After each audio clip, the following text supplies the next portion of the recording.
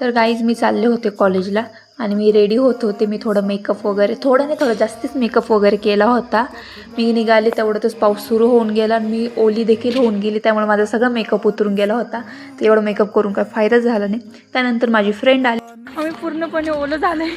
तुम्ही बघू शकता एवढं पाण्या पावसात आम्ही आलेले या कॉलेजला कोणीच येईल नाही. बघू शकता पहिल्या दिवशी फर्स्ट डे आम्ही ते तर खूप सिन्सिअर स्टुडंट होते. आम्ही कॉलेजला आलेलो.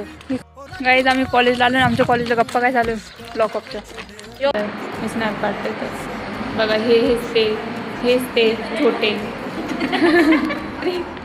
हेच ते लोक. आज फर्स्ट डे आहे आमच्या कॉलेजचा. आम्ही का आलो आहे आम्हाला माहीत नाही. टाइमपास करायला ये बारिश में भिगते आ गई.